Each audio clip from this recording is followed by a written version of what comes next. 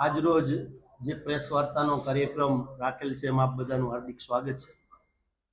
ગુજરાત સરકારની અંદર જે એસઆર કાયદો જે લઈ આવવામાં આવ્યો છે, મતદાર યાદી સુધારણાનો કાર્યક્રમની તારીખ પણ જાહેરાત થઈ ગઈ છે। પ્રદેશ કોંગ્રેસ દ્વારા ગંભીરતાથી આની અંદર ચોક્કસ કામ થાય એના માટે સમગ્ર ગુજરાતના પ્રદેશ પ્રમુખ અમિતભાઈ ચાવડાના માર્ગદર્શન નીચે સમગ્ર શહેર અને જિલ્લા વાઇઝ એક સિનિયર લીડર કોંગ્રેસના એક્સ એમપી એક્સ એમએલએ જેવા આગેવાનોને ઇન્ચાર્જ પણ બનાવવામાં આવ્યા છે। એને ધ્યાને લઈને જે વ્યાપક ફરિયાદો શનિ અને રવિવારે ગયા શનિ રવિવારે અમે સ્કૂલોમાં બધા આગેવાનો ફર્યા, ત્યાં અનેક ફરિયાદો લોકોની અમને જાણવા મળી। એ ફરિયાદોને ધ્યાને લઈને કલેક્ટરશ્રીને અમારા સિનિયર આગેવાન વિરોધ પક્ષના નેતા વશરામભાઈ, ભાઈ જસવંતસિંહભાઈ અને ડીપી મકવાણા અને અતુલભાઈ અને મહેશભાઈ રાજપૂત સાથે જઈને અમે કલેક્ટરશ્રી સાથે આ બાબતે ગંભીર ચર્ચાઓ કરેલી હતી। એ પછી આજે એવું લાગ્યું કે આપણે પ્રેસ વાર્તા કરવી જોઈએ, એટલા માટે કે હવે સમય બહુ ટૂંકો છે અને સમય આ શનિ રવિએ સ્કૂલોમાં જઈને જે લોકોને હાલાકી પડે છે એ તમારા સમક્ષ મૂકવી। એ બાબતે આજે પ્રેસ વાર્તામાં હું અમારા સિનિયર એક્સ ધારાસભ્ય ઇન્દ્રિલભાઈને વિનંતી કરીશ કે આગળનું જે એસઆર બાબતોનું કોંગ્રેસે જે વિચાર્યું છે એ બાબતોનું બ્રીફિંગ આપ લોકોને કરે।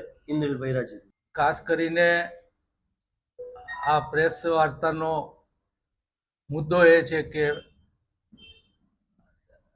તળિયાની કામગીરી એટલે કે મતદાર યાદીની ખરી સુધારણા બીએલઓ એ કરવાની હોય છે।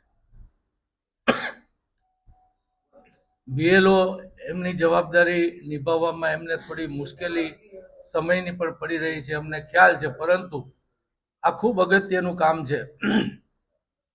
એટલે એમને હું વિનંતી કરીશ કે મહેરબાની કરી અને વાસ્તવિક મતદાર યાદી બને તેવું કરવા માટે સૌ બીએલઓને હું વિનંતી કરું છું। હું કલેક્ટરને અને આ ચૂંટણી પંચને કહેવા માંગુ છું કે તમે પણ ખૂબ ધ્યાન રાખજો, કોઈ મતદાર ન રહી જાય એની તકેદારી પંચે રાખવાની હોય।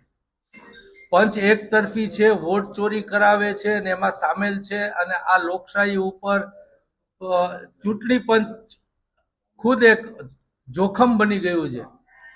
એ સંજોગોમાં અમે અહીંયા કલેક્ટરશ્રીને જણાવીએ કે રાજકોટની યાદીમાં કોઈ બેદરકારી કરવામાં ન આવે, કલેક્ટરની કોઈ ગેરસૂચના બીએલઓને ન મળે, વાયા કે સીધા, અને છેલ્લે બીએલઓનો ભોગ ન લેવાય એનો ખ્યાલ રાખજો। આની આખરી યાદી બહાર પડ્યા પછી લગભગ 1 મહિનાનો સમય એ નવી યાદીને તપાસવા માટેનો છે। અમે રાજકોટમાં નક્કી કર્યું છે કે અમે ઘરે ઘરે જઈ અને જે નવી યાદી બની છે એમાં કોણ રહી ગયું છે, ક્યાં ખોટા નામ છે અને શું ગરબડો એમાં થઈ છે એની અમે તપાસ કરશું।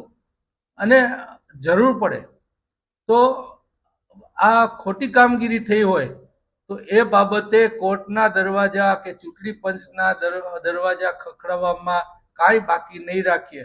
એટલે ફરીથી કલેક્ટરને હું જાણ કરું છું કે તમારા બીએલઓનો ભોગ ન લેવાઈ જાય, કેમ કે ભૂલ છેલ્લે તમે એની ઉપર નાખશો। જેમ ભાજપની ટેવ છે કે હરેક વસ્તુ જે તે ઓફિસર ઉપર નાખી અને એને જેલ ભેગા કરવા, એ પ્રકારે કોઈ બીએલઓની નોકરી આનાથી ન જાય એવી રીતના એ લોકો પાસે કામગીરી કરાવજો, એવી કલેક્ટરને અને આખા ચૂંટણી પંચની વ્યવસ્થાને આથી જણાવવા અમે માગીએ છીએ।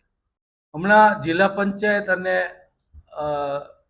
મહાનગરોની ચૂંટણીઓ આવી રહી છે, અને ચૂંટણી આવે એ પહેલા ભાજપ એની ગડબડી ગોઠવી લેવા માટે આજે એસઆઈઆરમાં ઉતાવળ કરી રહ્યા છે. તમે કીધું એમ બીએલઓએ આપઘાત કર્યો સ્વાભાવિક છે. એકદમથી તમારી રૂટીન જે હોય, તમારા છોકરાઓને ભણાવવાનું કામ હોય કે બીજું ત્રીજું જે રેગ્યુલરી સરકારી નોકરી દરજે કરતા હો એમ મૂકી અને આ કરવાનું ને એમાં પણ ટાઈમ ઓછો મળે. ખરા અર્થમાં ખરી મતદાર યાદી બનાવવી હોય તો બીએલઓને કમસે કમ 2 થી 3 મહિના એક બૂથ માટે મળે તો એ માણસ ક્યાં છે, શું છે, કેમ છે, નથી, એના કાગળિયા ભેગા કરાવવાનો. આ તો 3 વાર એના ઘરે જવાનું, ન હોય તો કાઢી નાખવાના. તો બીએલઓને સ્વાભાવિક એમ થાય કે એવી રીતના કોઈ મતદારને ન કઢાય, એના પ્રેશર સ્વાભાવિકપણે એ લોકોને આવે.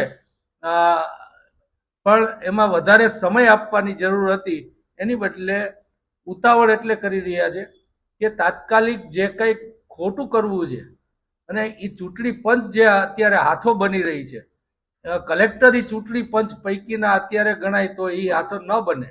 એના માટે જ અમે આને બીએલઓને પ્રેશર ઘટે અને બીએલઓનો ભોગ ન લેવાય, આ 2 વાત માટે અમારે ખાસ તમારા થકી લોકો સુધી પહોંચવાનો અમારો પ્રયત્ન છે.